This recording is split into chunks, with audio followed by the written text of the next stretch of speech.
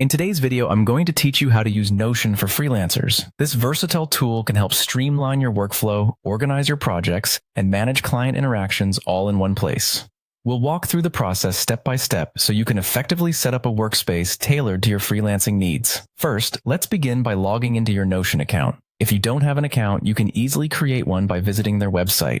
Once you're logged in and ready to go, we can move on to setting up your freelancing hub. Now that you're in Notion, the next step is to create a new page. Look for the plus new page button on the sidebar. Click on it, and this will open a blank screen for you to start building your workspace. Let's name this new page Freelancer Dashboard, which will serve as the central location for all your freelance activities. With your dashboard ready, it's time to set up your workspace structure. This is a crucial step as it lays the foundation for how you'll organize everything. You can do this by thinking about the various categories you need to manage, such as clients, projects, tasks, finances, schedules, and notes. To begin, consider creating a gallery view.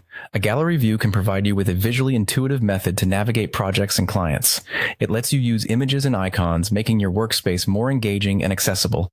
Next, we'll create a table specifically for your clients. This client's database is where you'll keep all relevant information about the people you work with, such as contact details, past communication, and any special notes. Parallel to the client's database, you should have a projects tracker. This table will act as your project's management hub. Here you can list each project, track status updates, deadlines, and assign any necessary tasks to yourself or your team.